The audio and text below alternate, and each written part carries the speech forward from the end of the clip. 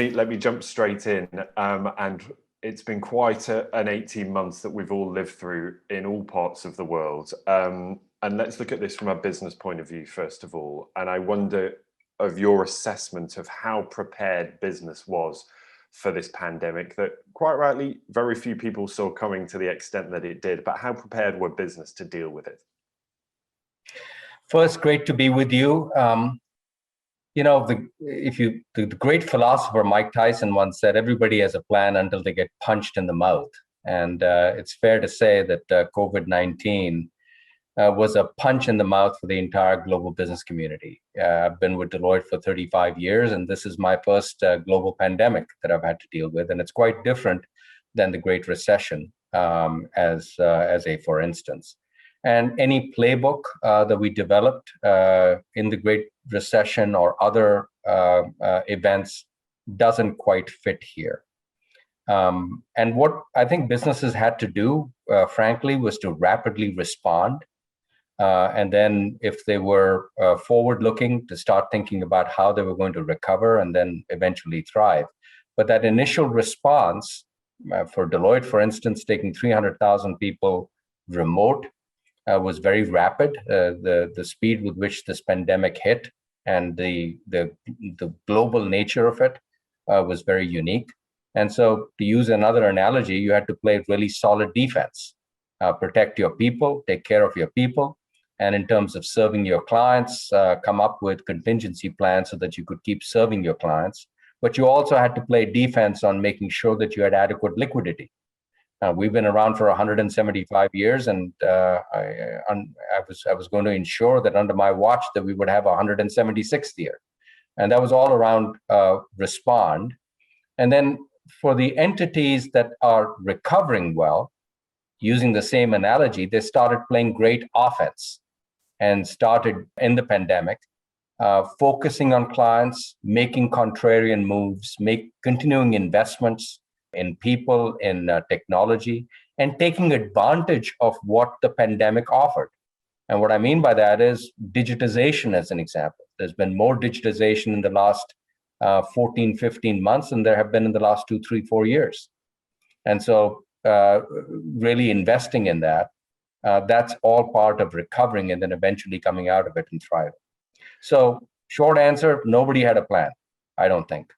Penny, I spend most of my days traveling around the UK at the moment, meeting business and asking them about what they learned about themselves, the way they operate, how resilient they are in unprecedented times.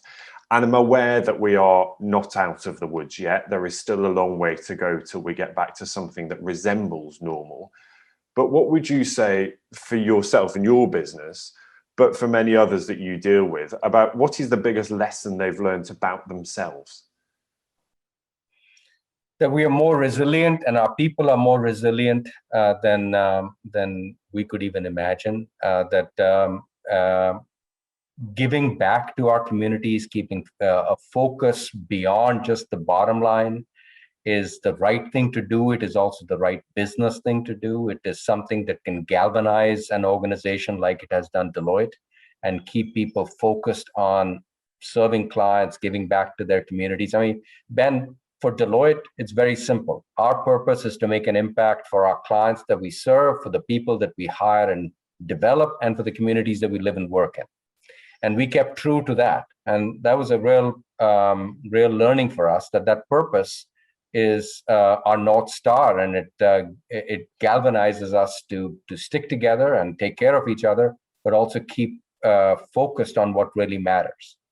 And I think that was pretty remarkable. The other interesting thing to me, in the least, was how global and how globally connected we are. The virus doesn't discriminate. It doesn't distinguish between an Indian or an Englishman. It impacts everybody consistently, and despite all the rhetoric that we listen to, we're a really interconnected humanity, and we're more global. And that was a key aha moment, in the least for me, out of this pandemic. I'd like to say one more thing. I mean, listen, in terms of business operations, the tremendous disruption The way work is going to get done, I'm happy to talk about that. That's going to change. The way that we serve our clients is going to change. But I think out of this pandemic, there were some silver linings. Climate, as a for instance, I think it gave us a chance at an individual level, at an organizational level, at a societal level, to look at the way that we were living and really reassess and focus on things that really matter. Climate, for instance, ESG, systemic racism, the inequality that exists between in our communities. And I hope that out of this pandemic, we will address those issues collectively. And I'm actually quite optimistic that that is the silver lining that comes out of this terrible year. Yeah, there's two things there, Punit, that you raised, and I want to come to. One is the technology and the investment in this digitalization of the economy that has been sped up by this pandemic. But the other one, and let's talk about that first, ESG. So the goals that many businesses say are at the heart of what they want to do. It's made us think about doing things differently. But if we make parallels with our personal life, we all have these ambitions about things we learned about ourselves in lockdown, and actually we probably won't get round to ever doing them. When you talk about business, do you get a sense that there is meaningful change on the way, that this is more than just lip service or an idea that was born in the pandemic, that actually when we get back to normal, we'll never see the light of day? That's a fair question. But let me start with a couple of data points. First, in 2020, net zero pledges, let's take climate as a for instance, tripled over 2019.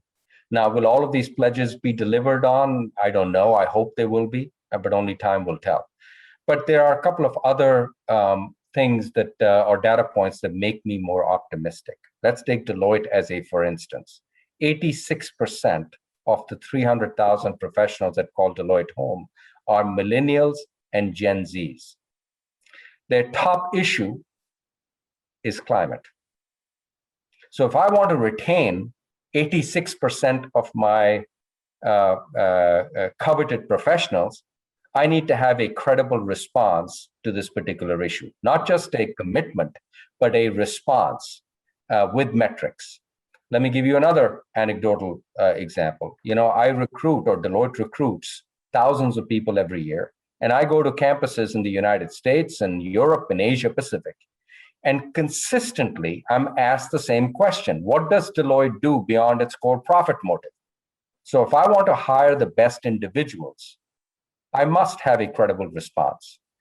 That is why I believe that these issues like climate, like diversity and inclusion, systemic racism, inequality, we need to have a credible response to as individuals, as businesses, and as society.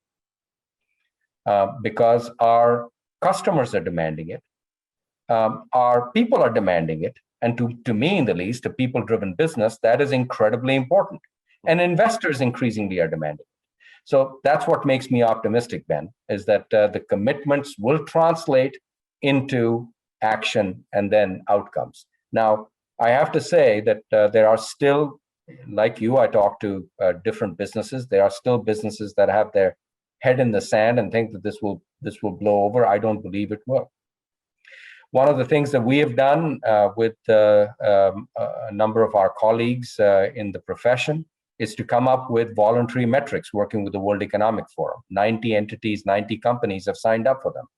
And there is a trend to convergence around metrics so that we can measure and hold ourselves accountable. As you know, what gets done is what gets measured and what people can be held to account for. So I think I'm quite optimistic that this time around, coming out of the pandemic, that we will see positive momentum on some of these issues. And if we don't, I dread what my 17-year-old son will say to me 20 years now, that this generation let everybody down.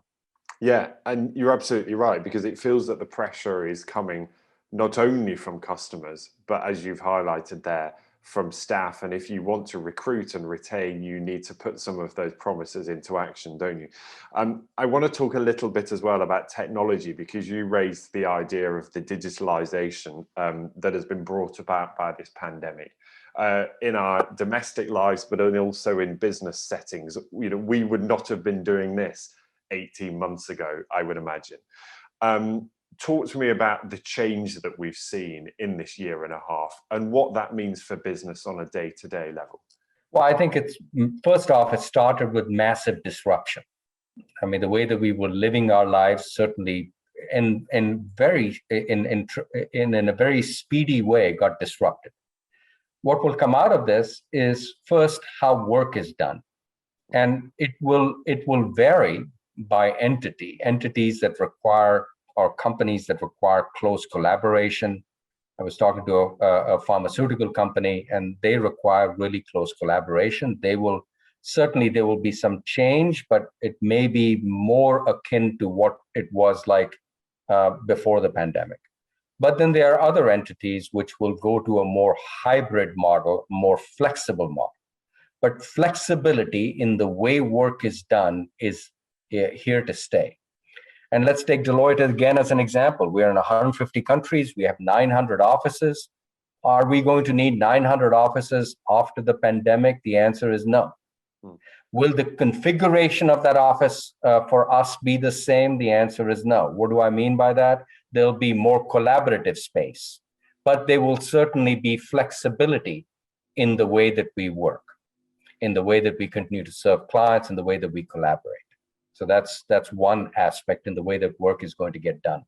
Certain customer service inconveniences that the pandemic brought to the fore in the way that we consume and the impact that it is going to have on the retail sector and some of the contact-free digital customer experience, that is here to stay. Supply chains. And one of the things that we did experience, many companies experienced, was a disruption in the supply chain. And so building flexible and resilient supply chains would be a third change that is here to stay. And then, of course, you've talked about digitization, the move to cloud, cyber, digital technology, and using digital technology to make work more efficient, work more flexible, work more pleasurable, and more collaborative, I think is an outcome that has been sped up by this pandemic. And then the last one, I'm hopeful and I'm actually quite optimistic, is around ESG. As I've said a couple of times, I think coming out of this pandemic, I'm quite optimistic that we're going to tackle some of these big issues like climate inequality and systemic racism. Listen, a company like Deloitte, 150 countries, 300,000 professionals, we cannot be successful if the communities that we live and work in are not successful. If we have inequality in those communities, it isn't good business for us. So I think there is a real incentive coming out of this, a realization that we must do things differently. We must do things better. You have a global overview, given what you do. So I wonder whether you can give us a snapshot of where in the world is leading on this, both that digitalization, but also that change in focus on ESG. And talk to me about India's role in all of this. Where does it sit on a world stage? I've said this on a number of interviews that I've done recently. Despite what India went through with the second wave, which was really a tsunami in the long arc of history, I'm very optimistic about India. I believe that this is India's century. It's time for India to take its rightful place as a leading community, a leading society. And I think from a business standpoint, all the ingredients are there if we can grab onto them. And, India, tremendous talent pool. I have 50,000 professionals that call India home. We're going to nearly double our talent pool in the next couple of years. So tremendous talent pool. A democratic tradition, which I think is in the long arc of history, is a very positive thing. The rule of law, a really ancient society, a wonderful community. If you've been to India, Ben, I think you'll know how hospitable and open the society is. So I'm very optimistic on India. I'm also optimistic in terms of ESG, because again, for India, it is an imperative. If you look at air quality, you look at just the quality of life for India and the sustainable agriculture that India needs to have, I think it is a real opportunity for India to come up with an Indian set of answers to address ESG issues. So I am optimistic that India will play a leadership role, not exclusively working with others, but on ESG. I think it is an imperative for India. In terms of digitization, I mean, the United States, again, my home country, it's just a wonderful community, a wonderful business community. It's always reimagined itself, regenerated itself. And I think it's taking a tremendous lead in digitization and digital transformation. And I'm really optimistic on the United States as well. Other communities, I mean, I'm quite enthused by what Japan is doing. I think China has some wonderful innovations that and their tech sector is developing as well. So I think there are multiple geographies that are coming out of this pandemic and trying to take advantage of the opportunities that digitization affords us. One thing that I will say, we are better off if we cooperate globally rather than compete. We absolutely have to compete as communities, as businesses, but cooperating to in the least address some of these large issues is absolutely a must, particularly around climate.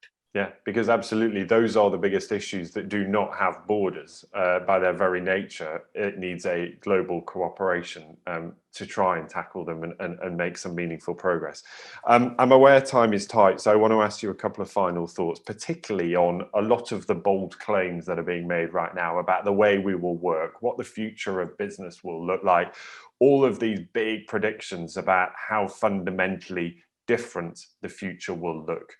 Are we just caught up in the pandemic speak and actually things will just revert to normal? Or do you feel that this is a fundamental reset of the way that we will work in future?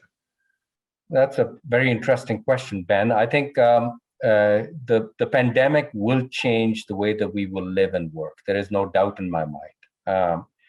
Will it be radical? I mean, I don't think so. I think there will be certainly changes like I just enumerated in terms of how we will work, but some of the fundamental things in terms of collaborating, innovating, existed prior to the pandemic and will exist after the pandemic. Listen, I'm old enough now to realize I've gone through the Y2K phenomenon, the ERP wave, the .com wave. And of course, they changed the way that we live and work. But did it fundamentally change the way that we live and work?